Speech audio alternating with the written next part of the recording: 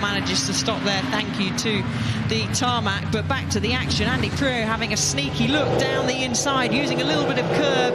Is he able to do it? No.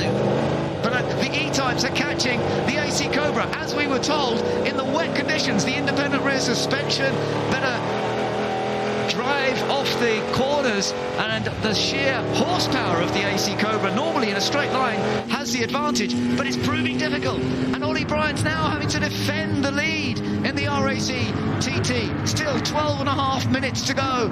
Tricky times. The track will start, hopefully, to give them a little bit more grip as we go through. But who knows how this is going to work. Andy Priaulx, look how close these three are. They're almost touching.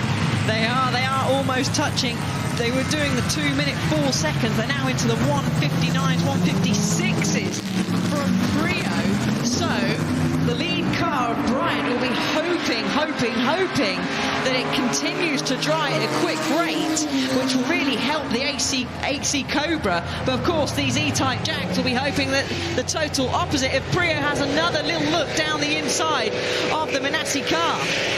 Yeah, it doesn't quite work for him, but you're looking at how close the top three are now. You're riding on board. Oh, the touch! Oh my goodness, that wasn't planned. That was just, and I'm sure that he'll actually apologise for that. It was unfortunate. You don't expect to have to lift, do you, in that situation?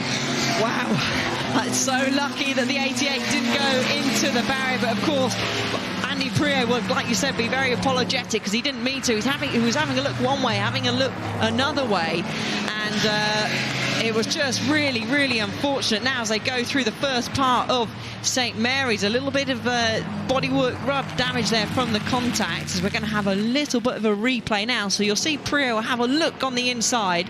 That gap closes, and then just as he tries to switch to go the opposite side, they meet effectively in the middle, and wow. That is lucky. Minassian got a bit sideways, so he actually lost a bit of speed by going sideways, and Andy couldn't really back off in time.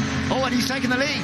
Andy Priaulx has got past. He's got past Ollie Bryant, who's in second place, although that second place might not last long either, because Nicolas Minassian's right behind him. Well, Andy Priaulx is driving absolutely superbly in this Jaguar E-type.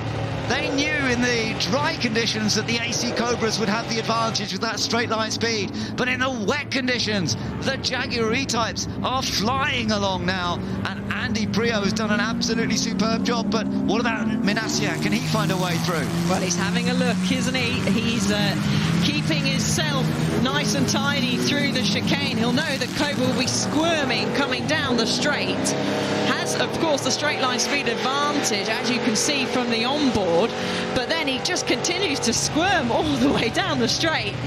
But Minassian isn't going to have a chance to go down the inside there at Madrid's corner at turn 1, but he's got even closer on the exit. And Andy Priaulx coming up to some traffic, but that's not going to bother him. He has really stretched open the gap. 1.5 second lead now.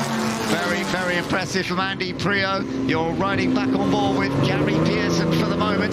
This is a bit further on down the order, but they have made up a bit of ground after the problems that they had earlier on with this car, but still further down the list than they would have liked. Alex Brundle still going well. Still the fight for second place is going on. The Ollie Bryant trying to hold off Nicolas Minassian. Minassian now on a different line through St Mary's. Can he get alongside? Drifting, sliding.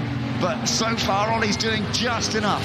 Yeah, just enough. Is getting super close. You don't want to try and make any contact. We still have over 8 minutes, just under 9 minutes left of this race. He's going to go round the outside. Has he got it, Ben?